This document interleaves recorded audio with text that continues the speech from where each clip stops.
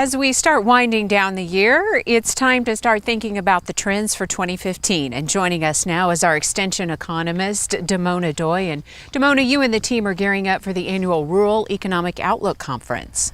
Right. It's a conference that we bring annually to campus October 31st this year.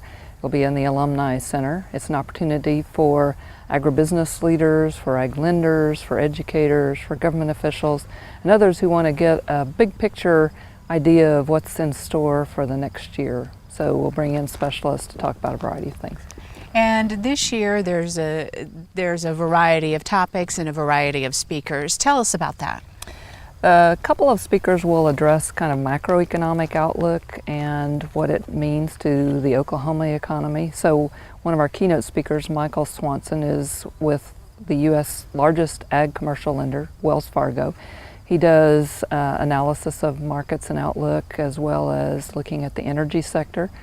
And so the title of his talk is something to the effect that it's not just about population and GDP. We hear a lot about the 9 billion people we have to feed, but there are a lot of interrelated factors that impacts what makes a good decision. And so, for instance, one of his comments is that we're only a handshake away from the China economy. And so, are we ready? Are we prepared for that? In addition to Michael, we have some internal speakers. So Green Glacier, in contrast to a call that I had, is not a new EPA regulation that's coming, but it's more talking about how all of the cedars in Oklahoma impact not only agriculture, but also the rural-urban interface. We'll talk about water. Gary Fox, our interim director of the Water Center, will be talking about how the water or lack thereof, opportunities to conserve, to do things differently can help us in our future. And we'll have Jody Campeacci giving us the latest on Farm Bill, so sorting through all the latest alphabet soup and giving us some insights into regulations. And we'll have the usual market outlook panels to give us some grain, livestock, land value, rental rate insights. Some familiar faces that we see on SUNUP each week will be a part of that, and the ability to go a little more in depth than they have the ability to do on the show. Why is it important to gather people up this time of year and look ahead to 2015 and the year ahead?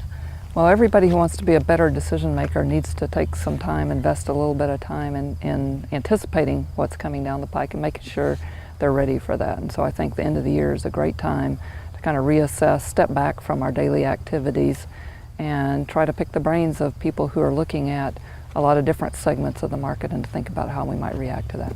And you and your colleagues sort of assess what will likely be timely looking forward? Right, and so it's not only about what's going on in the nation and even the world, but also some things that are unique to Oklahoma. So for instance, the water issues that have been ongoing because of drought, the eastern red cedar invasion that impacts not only our livestock, but wildfires and wildlife. And you pack a lot into one day. We do. It's a pretty good value. Tell us about registration. Right.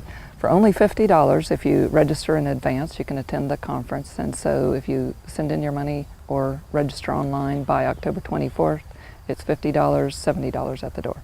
Okay, Damona Doye, Extension Economist, thanks a lot. And if you are interested in registering for the upcoming Rural Economic Outlook Conference, just go to the SUNUP website, sunup.okstate.edu.